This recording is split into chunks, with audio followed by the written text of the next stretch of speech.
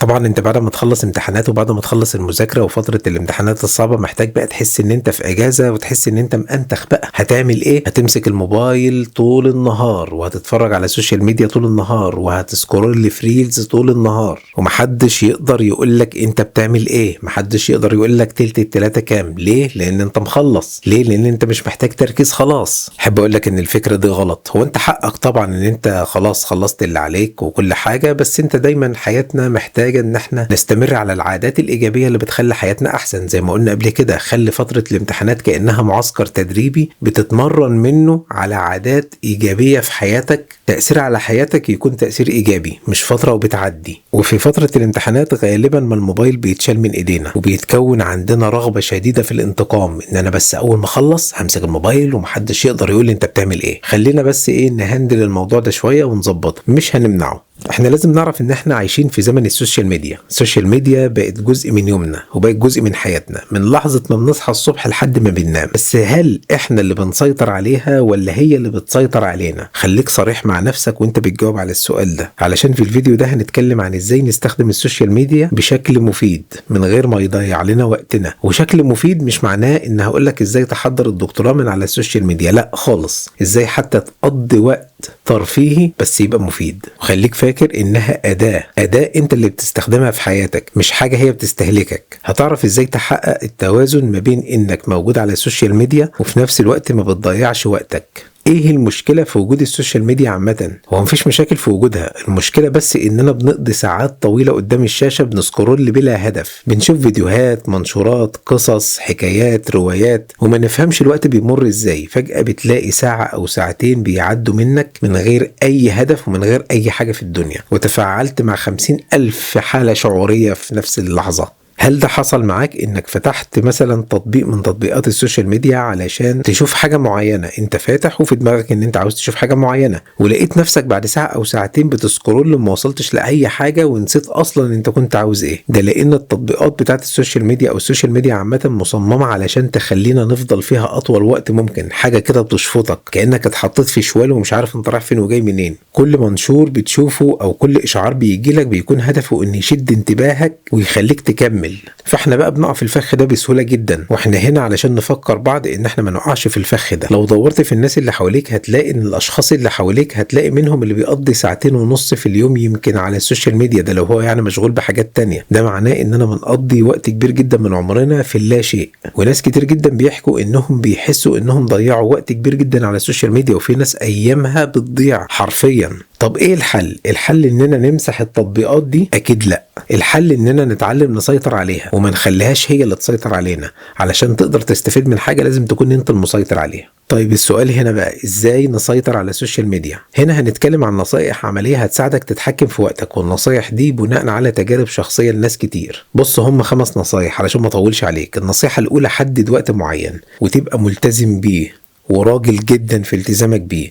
مش لازم تقضي ساعات طويلة تروح منك ما تعرفش راحت فين، لا، حدد لنفسك حتى لو 30 دقيقة او ساعة على مدار اليوم. قسمهم بقى، قطعهم كده، ما تخليهاش ساعة متواصلة، وتلتزم بده. لو عاوز تستخدم اي تطبيق يساعدك في يظبط لك الوقت ماشي، يبقى حلو جدا. هي هتبقى حاجة رخمة بس لازم ان احنا نعملها علشان نقدر نسيطر على نفسنا ونسيطر على الوقت اللي احنا محددينه. تاني نصيحة، اعمل لنفسك روتين. يبقى من الروتين كده او من الثوابت في اليوم ان انا ما بفتحش التطبيقات اول ما بصحى او قبل ما بنام على طول. خليك حريص على انك تبدأ يومك بحاجات اهم، حاجات تساعدك على الاتصال المباشر بحياتك الحقيقية، الناس اللي حواليك. النصيحة الثالثة، خلي عندك هدف قبل ما تفتح اي تطبيق من تطبيقات السوشيال ميديا. اسأل نفسك انا عايز ايه، وخلي عندك هدف. ده مش معناه انه لازم يكون هدف علمي واكاديمي والكلام ده كله، لا، ممكن يكون انك من هدفك ان انا عاوز ال5 دقايق دول اقضيهم قدام محتوى ترفيهي اغير بيه مود، عادي جدا. وفي محتوى ترفيهي محترم جدا الناس اللي بتقوم بيه بيكونوا ممثلين فنانين بيقدموا حاجة فعلا فنية تستمتع وانت بتتفرج عليها. حدد اذا كنت عاوز تشوف محتوى ترفيهي، حدد اذا كنت عاوز تشوف اخبار، حدد اذا كنت عاوز تتواصل مع حد من اصحابك مثلا. بس هنرجع برضو للنقطة بتاعة تحديد الوقت المعين، ما تسيبش الوقت مفتوح، لان وقت مفتوح مع السوشيال ميديا اضمن لك ان انت تتشفط ومش هنشوفك تاني. النصيحة الرابعة، اتابع الحسابات المفيدة. خلي الحسابات اللي بتتابعها مفيدة،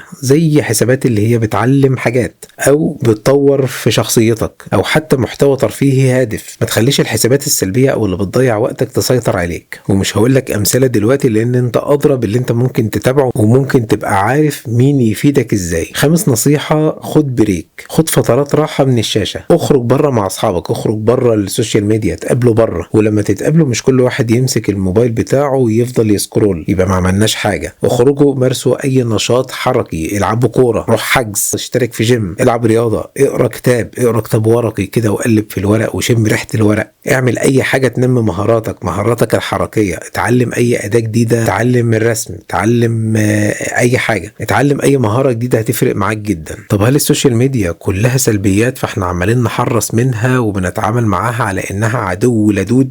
لا، هي مش كلها وحش. السوشيال ميديا فيها حاجات كتير مفيدة، زي انها بتساعدك تتواصل مع ناس كتير حتى لو بعيدين عنك، اصحابك اللي مسافرين، اصحابك اللي في اماكن بعيدة ما بتقدرش توصل لهم، او اصحابك بتوع زمان بتحاول تدعبس كده على اكونتاتهم باسمائهم وتجرب. تفرح جدا لما تلاقي صاحبك الفلاني اللي كان معاك في المدرسة وانتوا صغيرين بتلاقيه تاني على السوشيال ميديا، فبتبقى التواصل اسهل. زي مجدي مكاوي كده لما كان بيدور على دينا في اكس لارج. زائد ان السوشيال ميديا فيها مصادر تعليمية كتير من فيديوهات كورسات، وده بيفيد جدا. بس انت تابع الناس المهمين والناس الملهمين، واحذر الناس اللي بتتغذى على وقتك، احذر الناس اللي هي بتستفزك بحيث ان انت حتى تتفرج عليها، وحتى لو انت يا سيدي بتقعد تشتم فيها فهو خلاص كده برضه هو مسمرك قدامه. فلا، انت اكبر من كده واحسن من كده. وطبعا السوشيال ميديا مصدر كويس جدا لانك تبني فيه مشروعك الخاص. في ناس بدأت تسوق وتسويق كويس جدا وبدأوا يعملوا بيزنس حلو جدا على السوشيال ميديا. بس هل اللي بيعمل بيزنس على السوشيال ميديا او اللي هو اخده مصدر رزق وبيسوق لنفسه فيه وبيبيع وبيشتري فيه، تفتكر هو فاضي يضيع وقت في سكرول بلا هدف اي حد ممكن يسحله؟ ولا هو اللي بيبقى مسيطر وعارف هو داخل عاوز ايه بالظبط وعارف الهدف بتاعه اللي بيسعى ليه وهيجيبه؟ فخلاصة الكلام، السوشيال ميديا أداة واحنا اللي نحدد ازاي نستخدمها. لو سيطرنا عليها هنقدر نستفيد منها استفادة كبيرة جدا من غير ما تضيع لنا وقتنا ولا تدخلنا في حوارات ملهاش اي علاقة بحياتنا، زي طلاق فلانة من فلان وجواز فلانة من فلان. في الحالة دي بقى محتاجين رأيك الشخصي، هل السوشيال ميديا فيها نسبة إفادة؟ هل مفيش فيها إفادة خالص؟ ولو ممكن تحكي لنا عن تجاربك الشخصية مع الموضوع يبقى كويس جدا وهتفيد غيرك كتير جدا.